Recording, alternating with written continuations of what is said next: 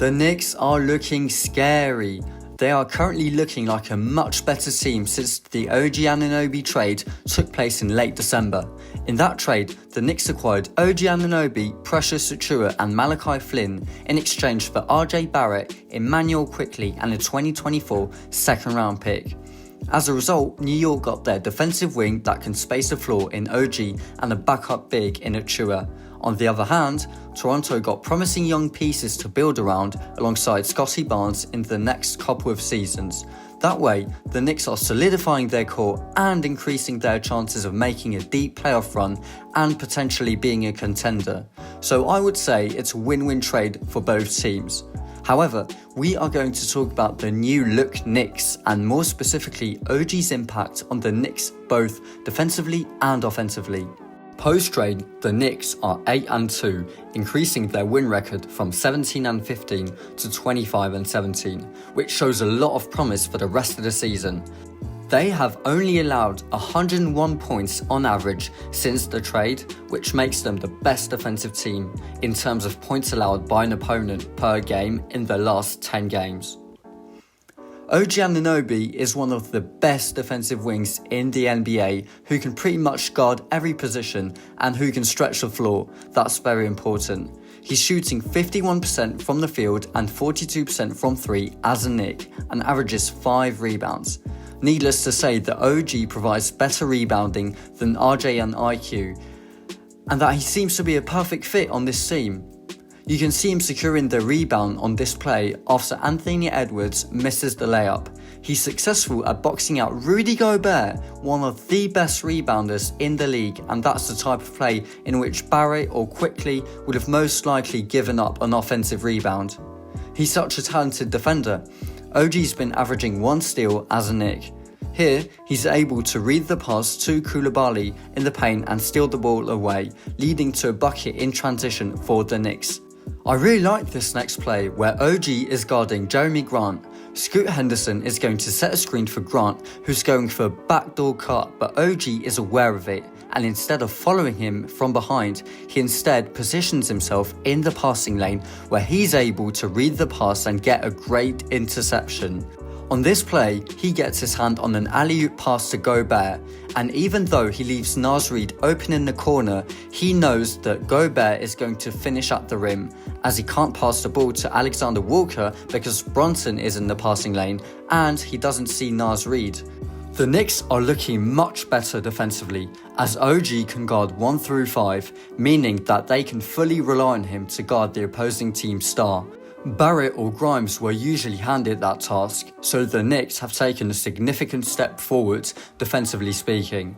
And in addition to the numbers and stats pointing towards the fact that he makes the Knicks' defense much better, it also seems that OG is really happy to be a part of a well-constructed team where he fits in seamlessly.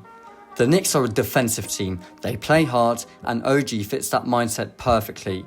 According to sources, OG told reporters he was surprised but excited for his new chapter in New York. OG is great at contesting shots. He held Tyrese Maxey at 14.3% from 3, locking him up all game versus Sixers, where they got blown out by the Knicks 128-92. He also locked up Jeremy Grant, who made only 25% of his threes in a loss to the Knicks 112-84, a season-low amount of points given up by the Knicks. OG makes the Knicks' defense 10 times better, and he was the missing piece defensively.